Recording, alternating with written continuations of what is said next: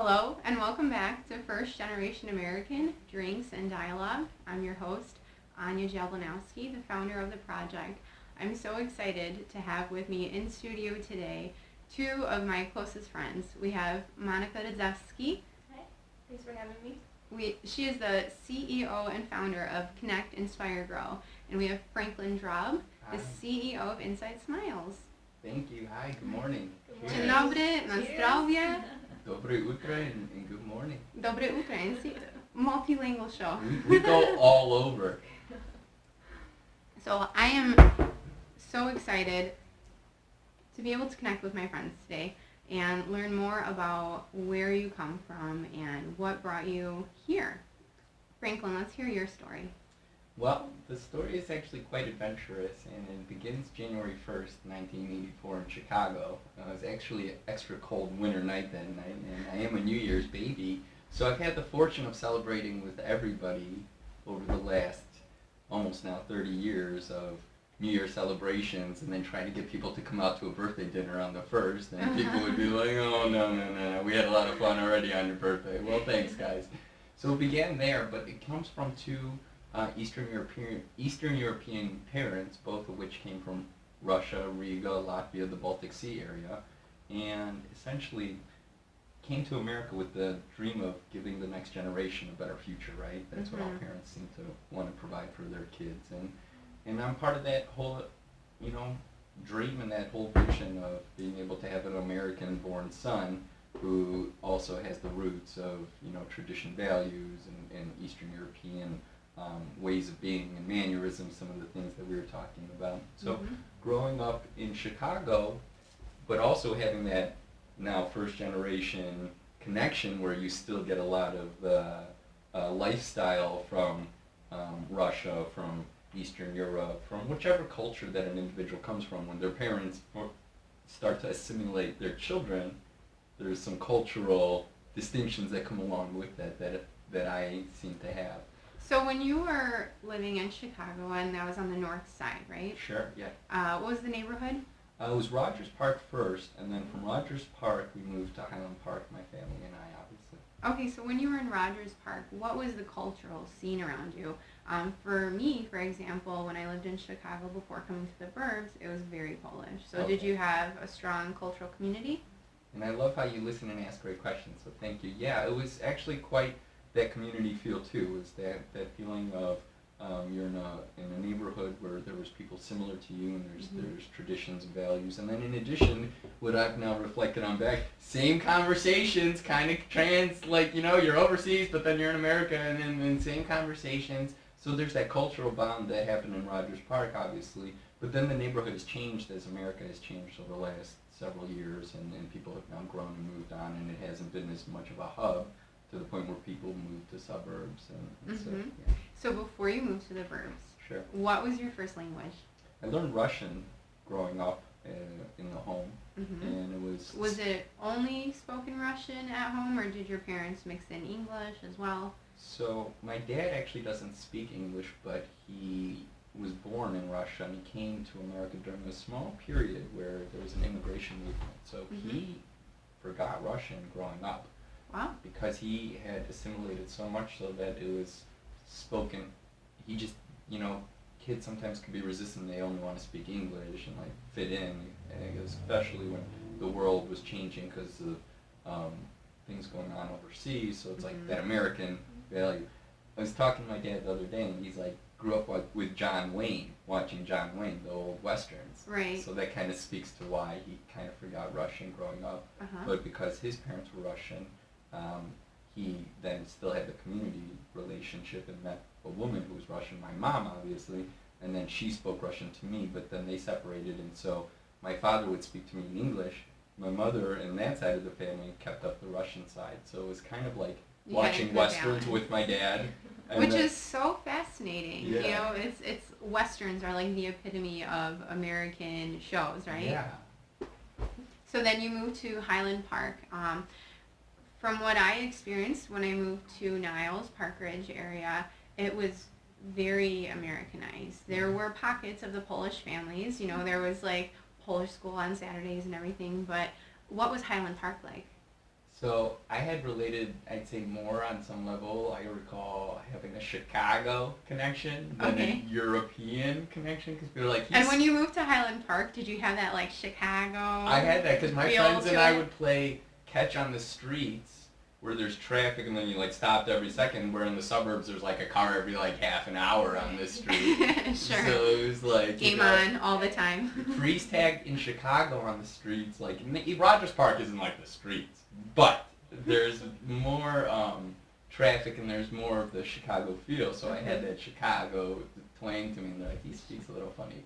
And then the Russian thing was in addition to that. But Right. I was so, like my dad, connected to the American side of who I was, that that part of me didn't really exist other than the food. So did you have any Russian friends in high school, or what about, outside of your family environment? What was your connection to your culture? Really was a very strong grandmother. Very, very strong. How do you say grandmother in Russian? Babushka. Babushka. But- Babcha. With my grandmother was in Babcha was either like, she was a doctor, so it was like this kind of, not patient, like it was doctor relationship, but this kind of wisdom to her. Sure. So there was a lot of respect in Russia for her work and working with neuropsychology and being able to help a lot of people in times of the war front and get a lot of rewards for her service there. So she was a highly respected woman, so that when I was in her presence, it was like, look me in the eye, we speak Russian, sit up straight. I'm like, whoa! So then there was this, Babcha 101. right? And then there was I just kind of increased my posture. the look in the eye, there was no hiding anything. Посмотри мне в глаза. And It's it a was like, total transparency with sure. babushka. Yeah. So she held it down. Other than that, it was, I don't know, I loved like rap in my early adolescence, and then I I loved think rocking. it's such a natural inclination, especially for first generation American kids, because it's like my parents, I mean, we would have family parties, and my godfather comes over with his accordion, and then it's like disco polo, Right? that new age, like cool music, for them, or like modern talking was like the American, big like one, electronic yeah, I dance remember music that. out here. But like back there, it's like you had limited access to music and everything. So when you came here, it's like you're mixing in your culture with everything. And like when we were growing up, my brother, I would steal all of my brother's music. Like I don't think I've ever paid for music because I would take his, and he was so drawn to rap and like American music, Q101 back in the day, the alternative channel. So what was like your connection to music? Actually, Bone Thugs and Harmony. For Just real? Your first CD was Bone Thugs. I think that was mine too. Wait, Like, out of hold all on. the CDs out there, like Polish little girl, like we're trying so hard to be different. I'm not joking. I'm pretty sure mine was Well, too. do you guys remember the Talk Boy? Like from Home Alone, there was that one toy where it was Oh, the okay, Talk yeah. Boy, Okay. where it came with a microphone, Yes. and then you could like speed up the sound and slow Yes. it down. Did you have So one my of those? my brother and I would share our toys. Okay. I was a tomboy, so he would buy the toys, and then I would kind of play with him and take the toys too. So we would like walk around with our little Talk boys and like slowing down the rap or singing it out. Been spending most our lives. Yeah, exactly. living in The original New remix. I know all the songs to Gangster Paradise, which I did sing on a tour bus and surprised everybody on the tour bus with I a believe microphone. it. They're like, wait, what? Here, hand them a mic, and I just did it, and they loved it. So That's so funny. it was that relationship. It was really just grandmas, and all of a sudden I have to go to really nice dinners once every like 6 weeks and dress up, and all of a sudden see relatives that I love, but didn't remember all of them because they were and so far everyone's off. an uncle, And and everyone- you're related to everyone, even if you're not. And everybody smelled great and looked great and Right, it's knew like how to enjoy Sunday's themselves. best. And I'm like, cool, that's my family. But then, and then it was back to suburban education and doing day-to-day life. Back to life, back to reality. Little TLC. So you completed high school, and then what happened when you graduated high school, and now you can fend for yourself as an adult. So what happened as you were transitioning into your adult years on personal level, professional level, and especially on the cultural level? Well, it's funny you mention that because I still see myself moving into my adult years, and I'm almost there now. But to say a little reflection on those years, I had learned, we'll just say more than many at maybe a younger age, just due to personal reflection. And I'll say at this point in my life, my connection to my own spirituality. I had personally decided, I recall stages at a younger age than many, to seek out questions of mysterious natures in terms of my purpose. So I recall doing that at a very young age and having relationships and conversations with a mysterious desire to learn more.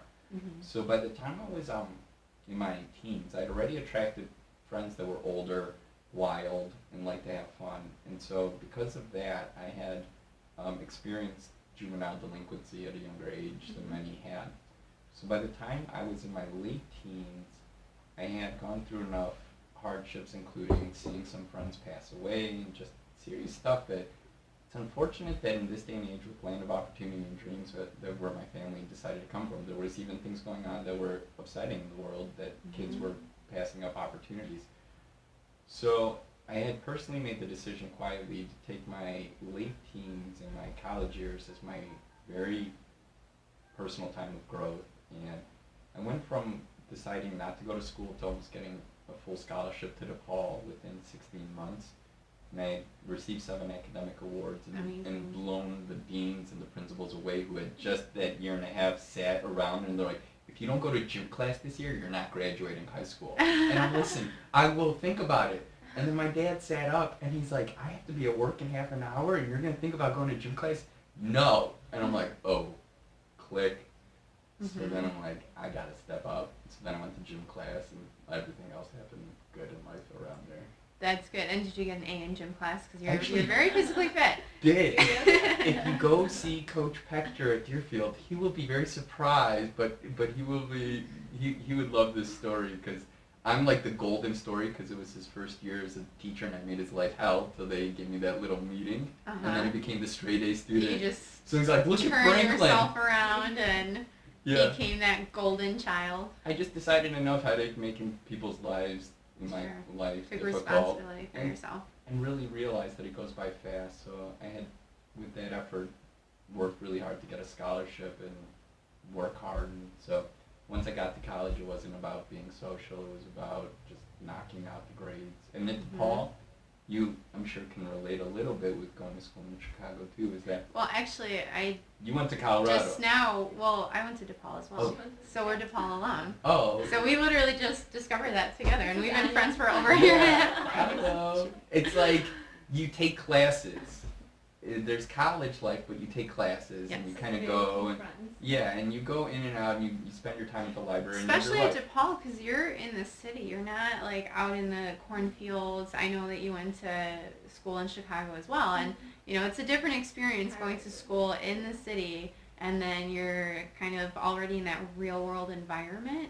And for me, I almost felt like I was trying to like expedite my experience in college, even though it took me. You know, I had a super senior year. It happens. We it all happens. enjoyed that time. Yeah. But you know, it like just going to school downtown, and then for you to be back in that city environment again. You know, you grew up just a couple neighborhoods north of DePaul. So well, what was that actually, like? Once again, I love the astuteness of your ability to follow the conversation. Is that during my first year and a half, I was given an opportunity to attend a campus that DePaul had tried to build up in Lake Forest from a college that they purchased called Barra. Everybody from Lake Forest who had been living in Lake Forest knows this college well, because it was first an all-girls school in the 20s, 30s, and 40s, 50s. So it really educated some great young women who are out in the world now in the forefront of women's education at the time when the country was changing. So Barra is like this little sisterhood college. Fortunately, DePaul wasn't able to get it going because it was so far in Lake Forest and people weren't able to get to there. But I was in Highland Park, so I lived right down the street. I had access to a beautiful, small liberal arts experience where class sizes were like 8, and I had professors that were just giving me all this attention. And I would take some of their classes to like 400 or as high as they can go. That's what I loved about DePaul as well. It was the small class sizes and really having that one-on-one connection with your material and your experience in the class. I think so. Shout out to Paul. What up? DePaul I'm not going to say you're perfect. No school is, so don't think you're getting it all. Always room for improvement with everyone everywhere. But we'll say it was pretty good for an opportunity for us first generation, Sure. college track minds to take advantage of a really good university just down the street. So I was able to have that small class feel, but because they closed, I was literally the last generation, not to graduate from there, but to be part of that school, where if you look up one of the United States most haunted places in America, Oh. Barra of DePaul is one of them, or Barra of DePaul people, or DePaul people would be like that. Barra is like, because in the back there's a graveyard buried there with all the nuns, because it was all girls' school, and there's all these nuns buried in the back. So little History lesson. Little history lesson. So then I started teaching yoga and meditation while I was in college in the first beginning part of my career, as you're mentioning it. It was a way for me to, if you really want to know, was working at the bakery, Deerfield Bakery, during the day hours, Swanson's Flower Shop on the weekend hours, my brother-in-law's real estate, Remax at the time, during the week and weekday hours, and then was teaching yoga in between that while taking classes at college. So my schedule was very full with entrepreneurial foundational skills. Just always something going on. Something, either marketing myself, working for a business, working for a flower shop that many people don't understand is that that's a product that dies in 96 to like 100 hours. You got to get that off the shelf into the people's hands who want to see a beautiful flower. So that teaches you how to think fast. Bakery goods too. You're in the market of everyone giving wants people that fresh food that I want my coffee. So you're in the service of people, which you know a little bit about that from your story, I'm sure, in working with people, and so. Those years taught me a lot of people skills and humility, because I would learn some wisdom through the bakery of people coming in through those front doors. Of course. And then flower shops, you learn some beauty, and then real estate. And for all the reasons that people are purchasing flowers, whether they're happy or sad, it's it was all like rituals. You're such a big part of someone's life with that. Right? Or at the bakery, the cake, what a great way to connect with someone, to celebrate. Oakville Bakery is one of our favorite bakeries. That's why I was like, can we That's bring why him we have our kolache today. So that transitioned into me actually then going into people's either homes, working with families, individuals, or doing it at the club level or studio level, teaching yoga while I was going to school. Those skills combined with the practice of what yoga gives an individual of just self-management and self-correction. When you're having a bad day, you learn how to stretch and breathe. Taught me with my teacher's mentorship, who had been a retired man of business himself, taught me how to have some foundational skills that weren't even tapping into my cultural side of what even brings us here today, of our generation connection. That was my story before my decision to connect with my generational roots. So when you say that, to me it feels like it's a definitive instance in your life when you kind of like flip the switch back on to the Russian roots. So what was that moment? See, it was when I had come back from, I went to, with my teacher's instruction, he said, go to a monastery and learn how to teach and practice yoga. So it was literally 2021. There was a 30-day, 35-day program that required morning meditation, evening meditation, fasting, stuff that they usually don't accept 20-year-olds to do, because it's a liability of, is this person going to be a headache, blah, blah. Right. You're still in the discovery process, self-awareness. Sure, but my teacher was the master's #1 student. And in his youth, Swami Satchidananda, I know it's a weird name to hear if you're not used to Indian names of teachers, he said to my teacher, are you going to become a monk, which in the Indian tradition is called a Swami, or are you going to go out in the world and create relationships and go out and be part of the world? Because there was a movement going on of young people. Is there a name for that? Business life and just everyday individual. Franklin. The name is Franklin. Franklin. Well, no, he had given that option to my teacher. My teacher decided, I'm going to go out in the world, and then so his guru said, be the best at whatever you decide to be, and he decided to become a hedge fund manager in the world and make his living in money management. So he had this dual life that he instilled in me. So he said, go to a monastery. I was like, okay. Learn, okay. Gave the recommendation. They said, you can come in and join us. I got my friend's tent, which was like a 12-person tent for my Just stuff. for you? I had created That sounds bigger than my studio that I had in Lakeview. I created a chandelier with flashlights. I had my own queen-size air mattress, and they gave me a plot of dirt in the woods That sounds fun. for the That's summer. all you need. And so the dorm in the toiletry area, which was modern, it was a building, was like 250 yards away. And then the monks and the swamis lived in their quarters, and then there was a meditation hall and a dining hall, and a classroom setting would be created in that environment. So that was my summer, and then I came back, and I literally went from Lake Forest to downtown because the school had closed, and now I'm here in the world. I remember that day coming in from the monastery, then literally 2 days later DePaul. I was like a whole other planet because people don't run in a monastery, they don't walk fast in a monastery. DePaul downtown, Everyone's got that Chicago Hustle. sidewalk speed. Everyone's like in a hurry. Next class, next job. we can relate to this.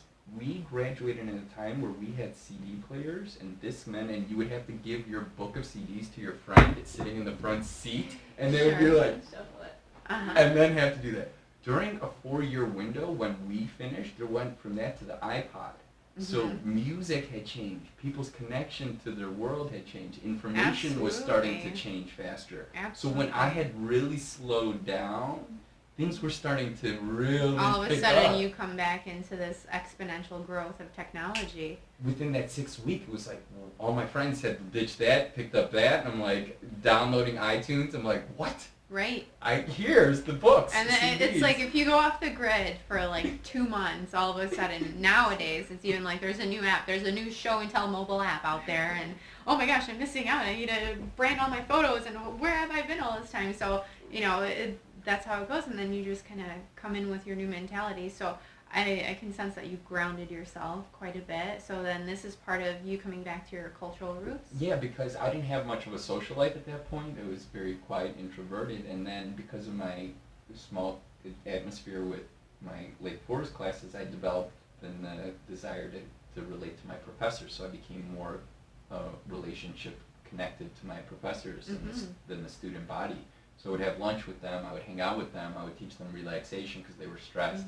So I started to do stuff with professors, and then visited with my mentor, learning meditation from him, until he had said, would you help me in creating a program? Well, because there was this lack of social connection in my life, I had desired and had thought to reach out to somebody who I once knew when I was very young, who I had seen on some online social things. Match.com. No. Actually, he started with his Be friends. honest. ViewPlanet.com, which is a Russian website that is like a social networking site. It was before Facebook was cool. There's ViewPlanet connecting all the Russian young professionals now in Right. Chicago. That's like Nasza Klasa in the Polish community. So my buddy, who would come over to my house and play Nintendo when he just came to America and didn't know anybody, and rollerbladed around the neighborhood, and then when I became too cool with hip hop, didn't talk to him, was now like Mr. like social scene, doing Right. all these cool things, and I'm like, I don't have a life. So I send him after 10 years this long email that he's like, what the? Like looking back after conversation, he's like, Franklin, just get involved and show up to an event. And so I showed up to an event, and my life had changed. What kind of an event was it? It was actually an event called Skate with Israel, where there was a lot of Russian-Jewish connection, where there was a lot of Russian individuals who were coming together, and it was a community of just people first generation. There was this Russian connection, and then there was this Israeli and Jewish connection, which for me, when I was very quiet in the monastery, there was a place to pray and a place to be where you could just have that intention, and in that space there was every religion on the wall. So because of my family's past and everything, obviously I wouldn't disregard my Judaism, and so from there I entered into my interest in Judaism just as somebody who was like, this is my family and my past. And when you're out in the sticks and you see something that reminds you of your family that deeply in a prayerful situation, that you wouldn't expect it.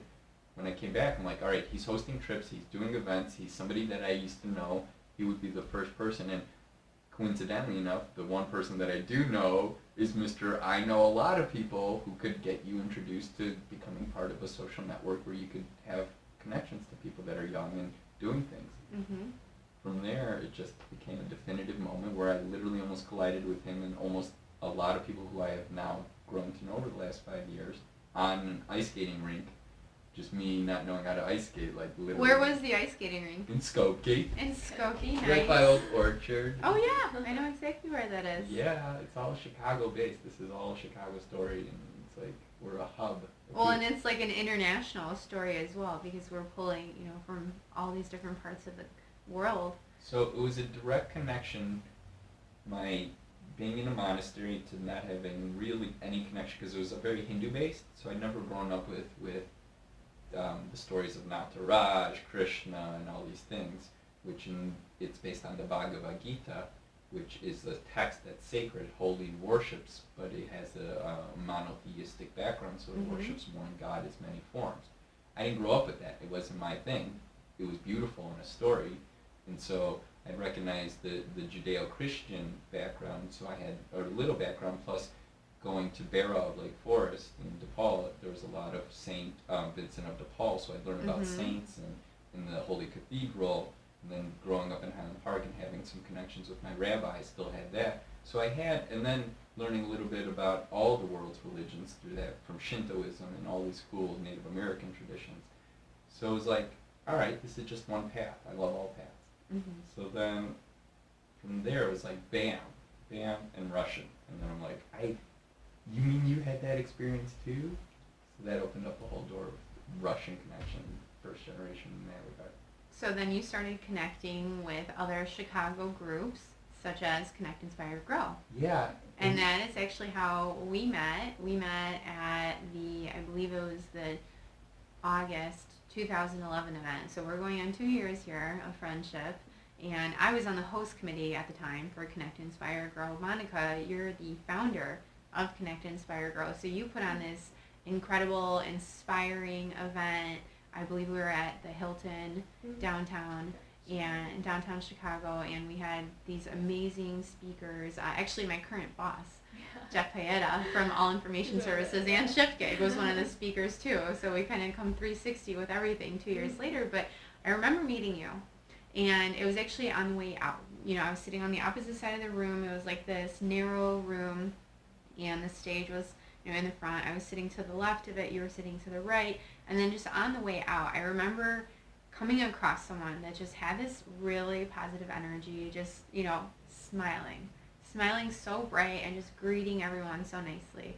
And you really had this special energy because, we do all these networking events throughout Chicago, and then sometimes you just come across that personality and you're like, that person's special. And you gave me your card, and I'm like, Inside Smiles, what's that? And you told me about the corporate wellness that you work towards, and I could tell that you had this really strong intention just to help people and just help the world. And so we connected, we exchanged business cards, and we kept in touch thereafter. And that was the start of a beautiful friendship. And so Monika, I kind of want to take this over to your side of the story now.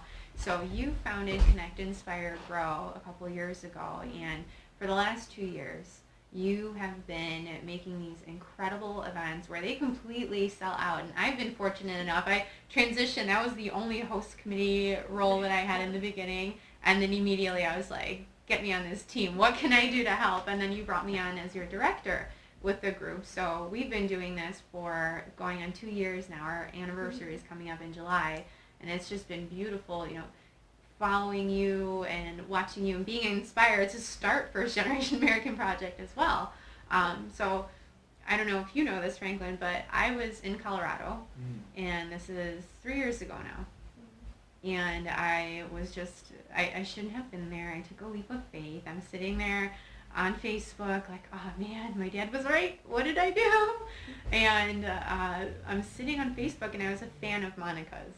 And we were, friends through mutual friends. We went to different high schools in the same town. And I'm looking at all your positive posts.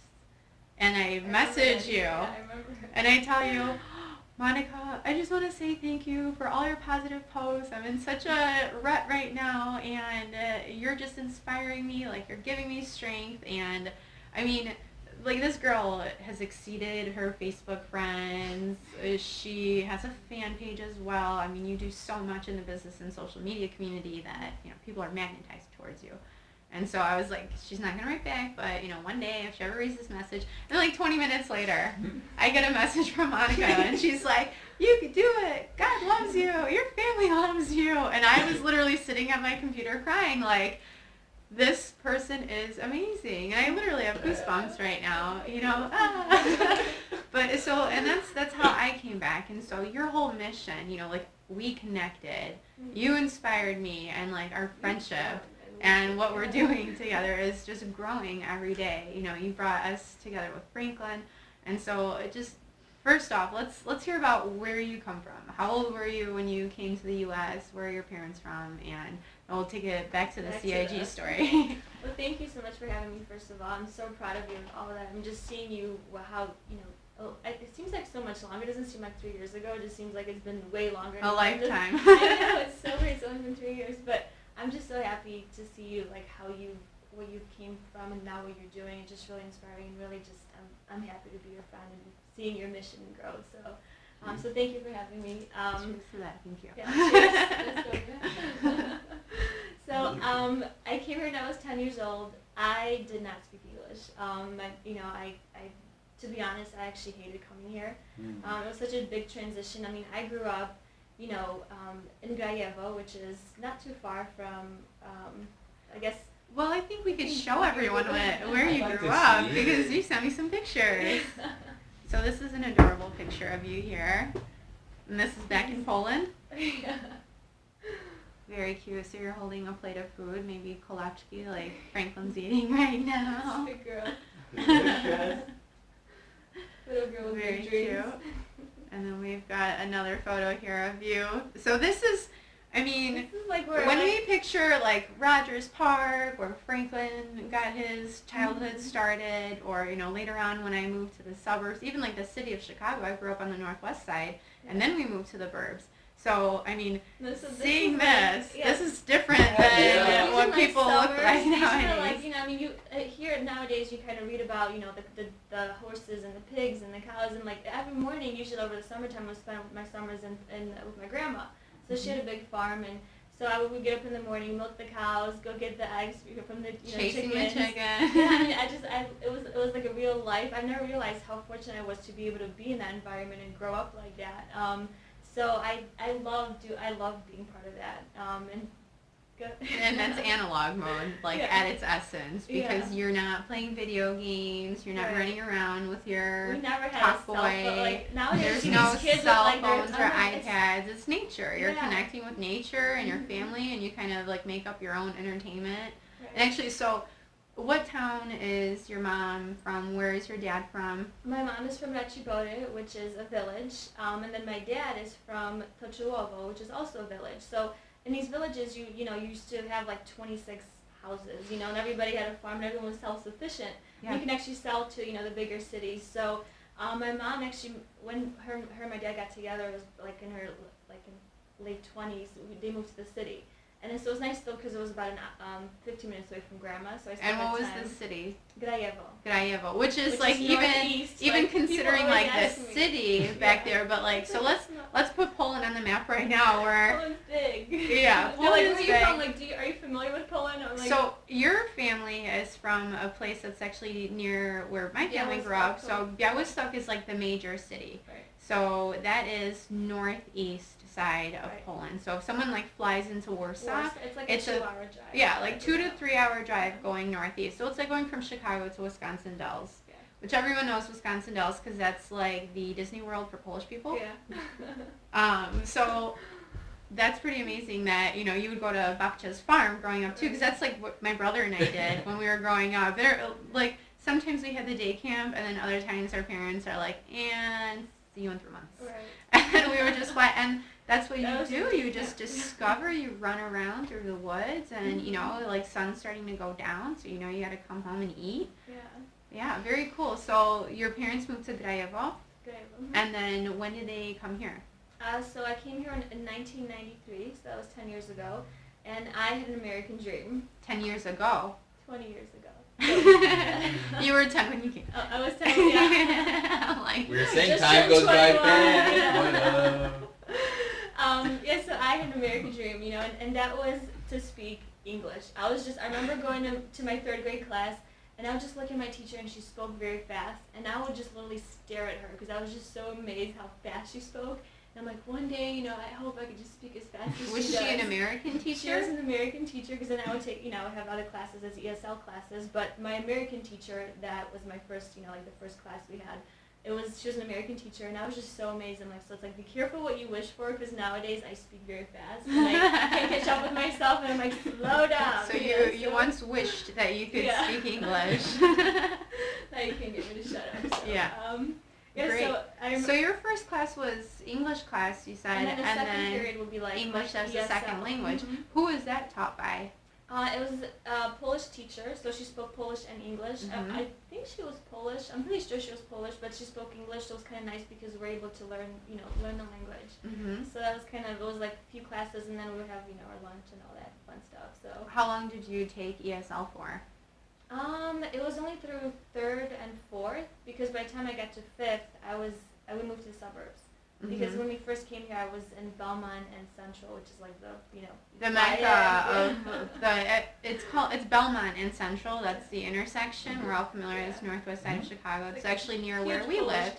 But I like to call it, instead of Belmont and Central, I like to call it Polska Central, because that's just all the restaurants and all the businesses around there, and even now. There's still a pretty heavy Polish population out there. But that was just something amazing to grow up around, as well as having the Polish community around you. Now, so when you were in school, when you first came here, so we had Dr. Joanna Slesky, who is, our friend, all of our friends, and actually eye doctor for all of us. So she mentioned that when she came here, and she actually had to go back and forth because they were traveling to Poland, back to Chicago. So she kind of had a hard time adjusting and finding friends because she had a Polish accent. She didn't grow up with everyone. So was it like that for you? It was totally, even though I was in the Polish community, kind of speak, but even though some of the kids that I was friends with, they were Polish, but they spoke a little bit of English, so you'd figure, that we'd kind of be friends, but no, it's like I was like the outcast. Like, I didn't speak English. I wasn't the coolest kid. I was kind of like an ugly duckling, so just all these different things where, when I first came here, I hated it here. I didn't have any friends. I was made fun of. It was really hard for me to build that connection with other people, so I was kind of like an outcast, so finding a friend. I remember by the time I came to 5th grade, I met this girl. Her name was Nadia, and she used to wear glasses, and then she was really nice to me, so she was actually Indian, so I had a very diverse, friends, a group of friends. Go on. So Ania wears glasses. I'm listening. So she used to actually wear glasses, and I would, since she was so nice to me, you guys all wear glasses. We all wear glasses.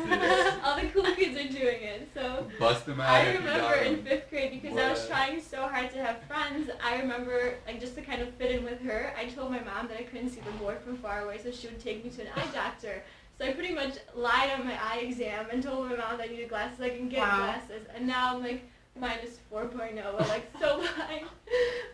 Because you wore the glasses to fit in, and and that's one of the things about being first generation. It's you want to acclimate, you want to be normalized, you want to be this normal American kid. Right. And I wonder if this applies nowadays too to the hipster population, where it's so cool to wear glasses. I wonder if any other kids out there, kids that are listening, let this be a lesson. You can wear your fake frames. Don't go ahead and get the ones with actual prescriptions and become a -4 prescription.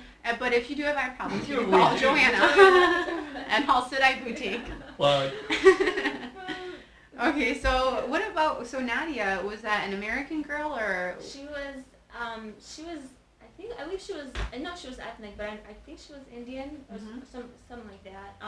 But yeah, a lot of my friends, I just feel like I just attract a lot of different ethnicities, and so even throughout junior high, but then by the time I was in high school, you went to a high school in the same town, and you went to I had very diverse It's So a you United went to Nations. Maine East. I went to Maine East. I went to Maine South. Yes. And I graduated in '03 from Maine South. And at the time, I specifically remember hearing some kind of a report that Maine South was one of the least diverse schools in Illinois. And we could fact check me, and if I'm wrong, then I'll be happy to retract my statement. But especially compared to Maine East, which Right. we're in the same town, we're about 2 or 3 miles apart, Right. and it was night and day. You had a completely diverse school. Mhm. It was the United Nations. It was just a sample of everyone from around the world, and so you guys That was had going back to even like when I first came here, in Grajevo, like there was, you've seen people different ethnicities on television, but I've never seen anybody in person, and unless I went to Warsaw to pick up my the airport or something. So coming here, it was it was like a culture shock, seeing right. different. I was just but And especially before, you're the social media queen, so like before social media, before all these outlets, we didn't have that social media transparency. Right. So it's like your only instance of different cultures when you're in Poland in the 80s, for example. You pick up a newspaper, maybe you have 3 channels on your TV, and you're watching a show, the magazine or something, or you have family that comes in and they show you pictures or something. Right. But we didn't have the internet to really just be so exposed and almost desensitized, preventing that culture shock. And so you come to the U.S. as a child and you're like, oh, Chicago, whoa. Yeah.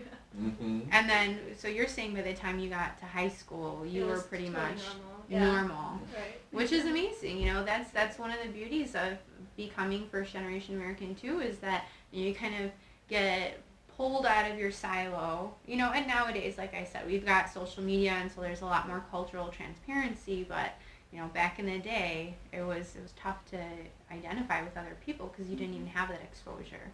And so all your friends in that case were high school? Yes, there was, even in high school, there was like the international table where all the different people sat. And they're like, and I would always go sit by them, even though I have a lot of friends that was, by that time it was like high school got better, but I was still very, naturally attracted to that table just because I grew up in, diverse, with different diversity. So, that's why I never judge anything or anybody. I don't, to someone else I might look different, so growing up, I'm like, I just wanted to kind of have that open mind of, you don't know their story, you don't know where they come from. So just give them the opportunity to be able to be your friend and see what they're all about. So now, you are a huge advocate as to reaching out to people and helping them, and you're one of the most welcoming people I've ever met. I've never seen you meet a new person, whether it's at a networking event or one of our food drives. You just come with an open heart and you just spread God's love. So I know that you have a story that really hits home for you, and that was the inspiration to Connect.Inspire.Grow and shaped you as who you are as a person. So if you want to share that with us, we'd love to hear it. Sure, yes. As some of you guys know, we do the lunch drives, and back when I first came here, after like 2-3 years, my parents were going through a divorce, and I remember coming home one day, and my mom was just really like a mess. If you ever see someone about to lose it, you're like, oh my God, this person's like my rock. Like, what's going on?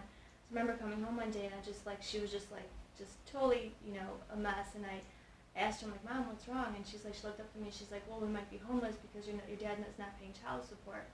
And that just kind of really crushed my heart. But being like the tough ass that I am, I'm like, I went home, I went to bed that night, cried myself to sleep, woke up the next day, started asking all my older friends, I'm like, hey, do you know anybody who's hiring? Like, do you know anybody who's, because I really wanted to help my mom, and this was like me at 13 years old. So my friend who was 14 years old at the time, she's like, oh yeah, there's a Dunkin' Donuts that's hiring. This lady's like Filipino, and I'm like, I'm gonna go with you, and this Dunkin' Donuts is like on Milwaukee and Devon, which is still there, which they revamped or whatever. But I remember going to, I would take the bus at 2:30. I'd get out of school at 2:30, and I would take the bus and come to Dunkin' Donuts at 3:30, and I would start. And I actually lied in my application and said I was 14 because I was 13 at the time and you had to be 14 with a work permit. But this lady was like a working Nazi. She's like, you can be here on time, whatever. So I would take the bus every single day. So I literally was working 40 hours a week. And I would work from 3:30 till 9 o'clock. My mom would pick me up at 9 o'clock. She didn't want me working, but I'm like, Mom, I'm getting my grades are good.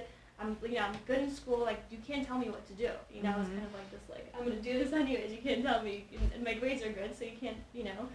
So she would pick me up at 9 o'clock, and every day I would go to work, and then on the weekends I would even work even more. So I would work 40 hours a day or a week when I was 13 years old. So that just having, I guess, just from the different moments that shape who you are, and those are some of the toughest times. But I feel like there was also the times that have made me who I am today, because I am more compassionate. And the reason why we help, you know, the homeless is because I never want to have anybody go through the same thing as a child, especially with kind of being hopeless. So it's kind of, you know, it's little things that happen that you're like, oh, why is this happening to me? This is the worst thing ever. Ends up being the best thing. So. And it's amazing too to be able to look at our parents and think, well, you came here with no language, and you might have owed someone money for your plane ticket. You know, they essentially come here with nothing, and we take a look at that example. And for us, I mean, like, that's my inspiration every day too. I look at my mom, who worked at a bank in Poland and then came here and had to go work in a factory, go clean houses. And, you know, at the time, like, when you're in 3rd, 4th grade and you see other friends in your English classes having family that, like, they're rooted here and they went to Illinois University and, you know, they're lawyers or whatever, and then you look at your parents and you're like, wow, they're working hard physically. They're working very hard. And then you take a look at that and you're like, okay, if they could come here with nothing and start a new life and provide for me and really, like, try to make the best life for me, I could do that too. And then naturally too, it's like you want to help them. You see your parents take care of the elders. You know, that's a very traditional thing, especially among Eastern Europeans as well, where you just kind of take that ownership of your family, and there's a very strong family bond always. So your mom is proud of you. I know this. I know your mom very well personally, and so I know that she's very proud of everything that you've done. And she's been a big inspiration when it comes to my spirituality, because I've seen her go through so much struggle.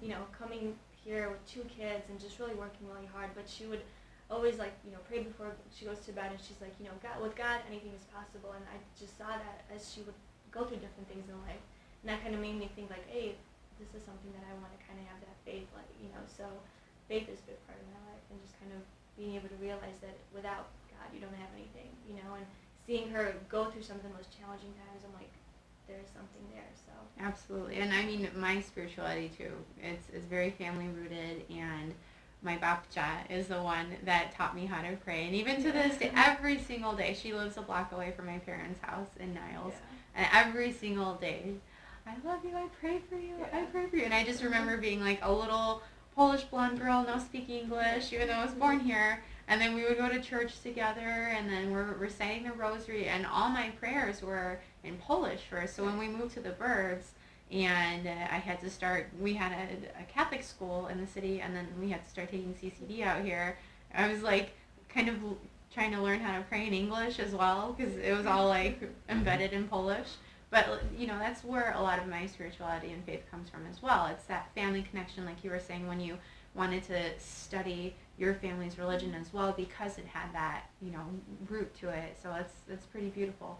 And so on the religious note then, we actually do our food drives every month at St. John Brebeuf Church.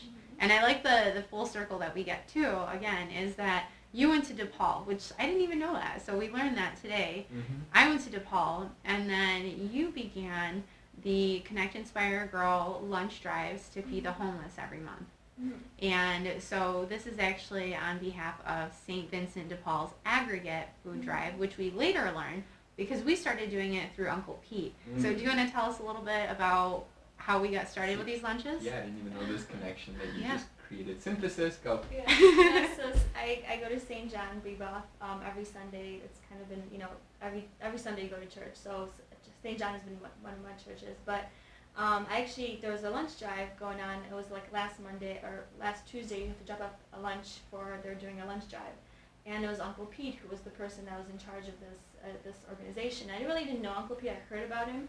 But then, you know, it's like when I found out he was actually 80 years old and he's still doing these lunch drives, I'm like, I want to meet him. It's So I never too remember late to get I back. packed 2 lunches and I grabbed my video camera. I'm like, I'm gonna get my little thing. I'm like, I'm gonna go meet Uncle Pete. So, and he was 80 years old. So I got there, I dropped off the lunches, and actually have an interview with him as well. And I'm like, hi, I'm Monica. I was wondering how I can help even on a bigger scale, and just kind of like who you are, what you do, like why you do this.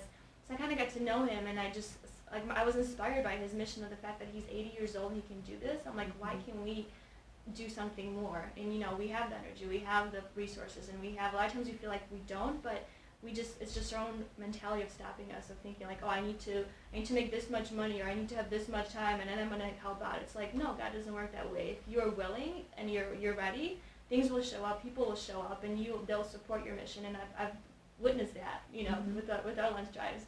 So yeah, we met Uncle Pete, and I actually told you about it as well. So you and I both met him. And we were able to kind of go through some of the lunch drives with him. I remember the first time we let's set a goal. Let's use social media to be able to kind of promote what we're doing. Since we were getting like 200 people for these networking events anyway, like, why not give back? Yeah. So we ended up posting it on Facebook. We said let's make it a goal to do 100 lunches.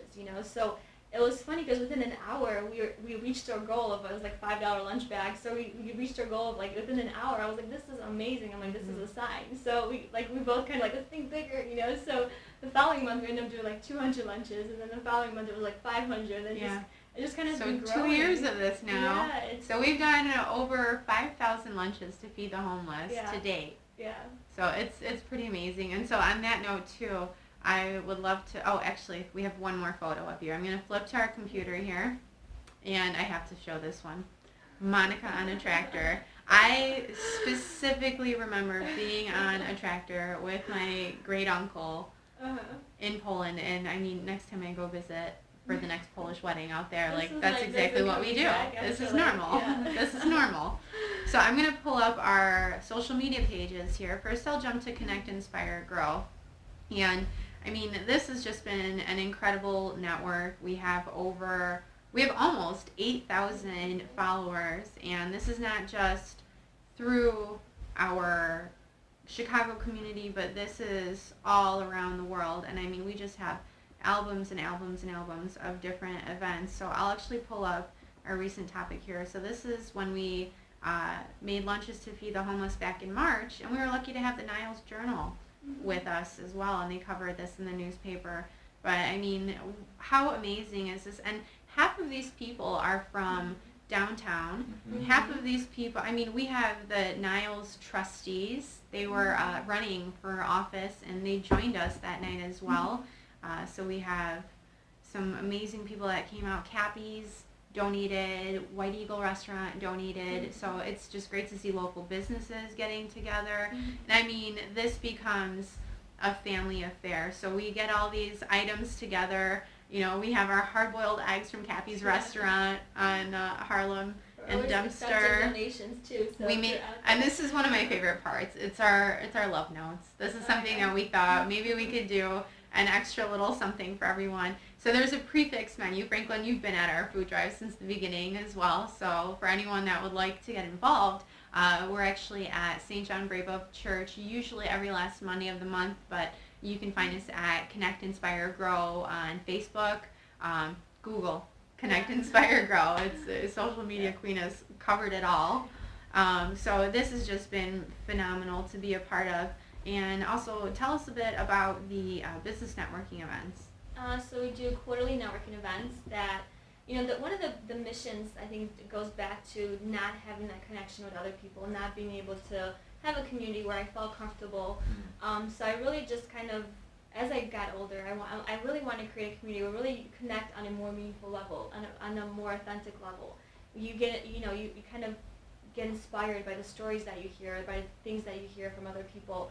And so Connect, Inspire, and grow as a community, whether you grow spiritually, financially, physically, emotionally. So I wanted to create a community where all those people got together and just kind of that became that. So, and prior to that, I actually was doing different events for different networking events for different organizations, but I felt like there was something missing. There was that connection. There was that, the inspiration factor. Yeah, so we've over the last 2 years, we've really gotten a lot of great speakers to come out. Chicago. I like this photo. It's cute. And so over the last years, we've had some amazing speakers. Some even flew out from from Vegas, from LA, and just really we're focused more on the local ones, but we're always open to to expanding. So the fact that we're able to go in so much just shows that the mission is the mission and the purpose is there. So highly recommend, if you haven't checked out any of our events yet, I highly recommend it. There's just a different feel to it. Like, people are different. You actually meet nice people that are not just and people who want to give back, because even our charity events that we do at other venues outside of the food drive, we also do Maryville Academy. We do some Valentine's Day dances for them. Franklin, I know you were there boogieing down. We did Safe Haven Foundation. We did a Zumba class. We did That was fun. the Christmas parties for 2 years, and there was actually another sponsor, the Sweetel from Raja Foods, ended up donating over 40 jackets, brand new jackets for the kids. For all the kids. Yeah, it was just amazing. It's just really great to see the community come together. And if you've ever thought about giving back or wanting to do something different, it's like, this is the time. Like, people need they need that, So don't think like, oh, I remember driving to work one day, and I'm like, oh, if I make all this money, I'm gonna throw a homeless shelter fun party, because I used to do a lot of different events. I'm like, why can't I do it for someone that would really appreciate it, And it's just within a year, the Connect.Inspire.Grow idea came up, and now we actually have done so many different events. And yeah, I'm showing some photos here of our Safe Haven Foundation event here. And so Safe Haven Foundation is the largest homeless shelter in the U.S., and it's just been a blessing to be part of that. And actually, Nellie Roland Vasquez is the founder of Safe Haven Foundation. She's a first-generation American, as well as her husband, Brian Roland. Yeah.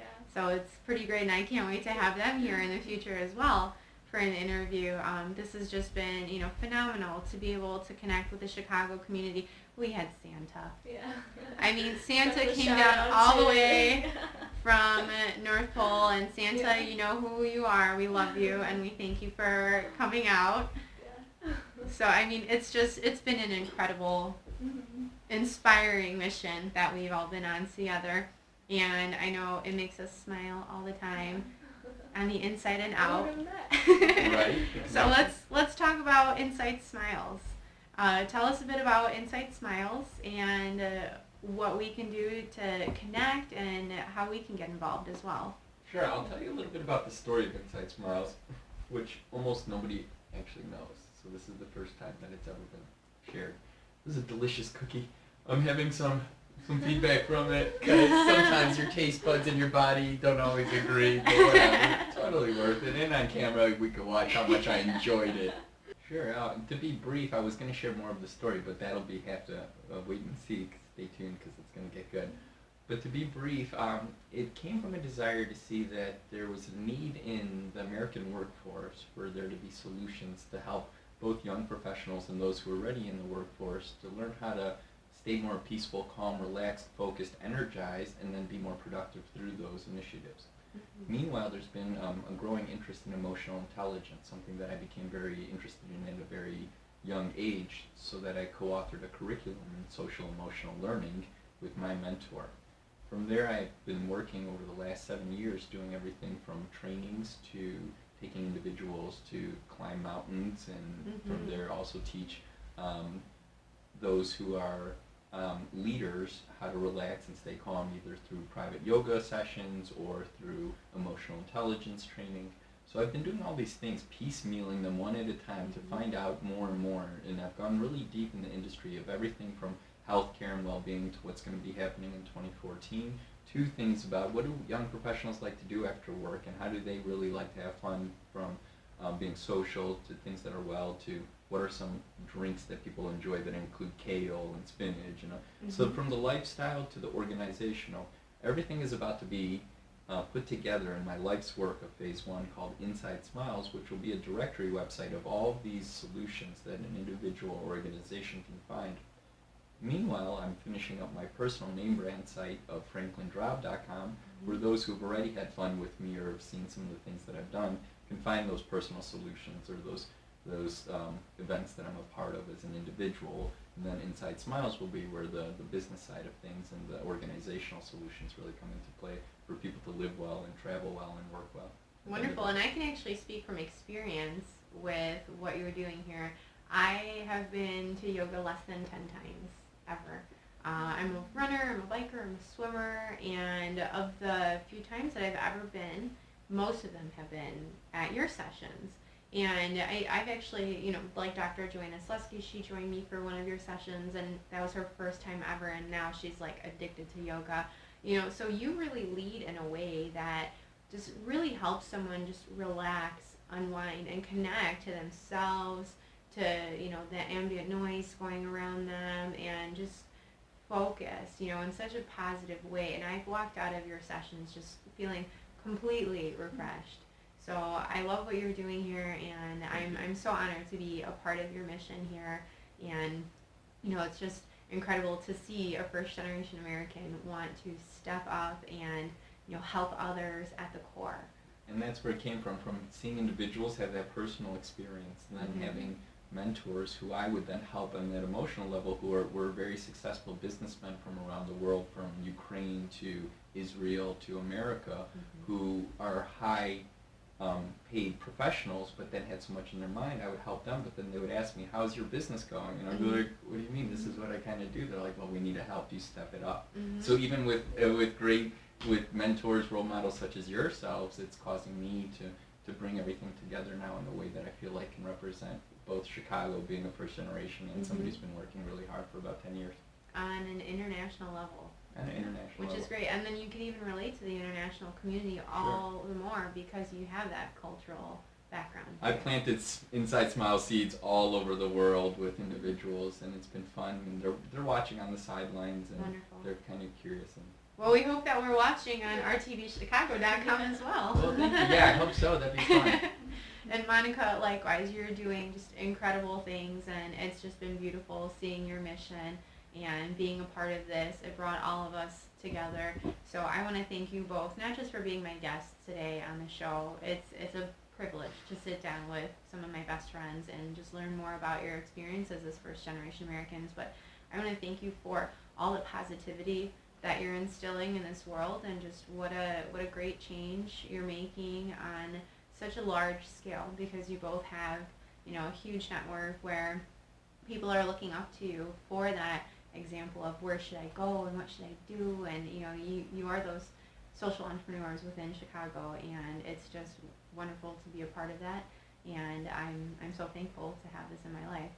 So I want to say thank you so much for joining us today. Thank you. And thank you everyone that joined us today for First Generation American Drinks and Dialogue. I also want to invite everyone to join us at the end of June. It's on June 25th.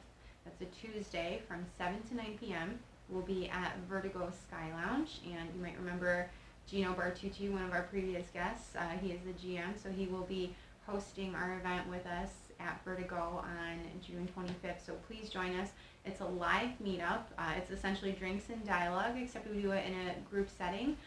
If anyone tunes into Chicago.Revia newspaper, it's also online, facebook.com/Chicago.Revia.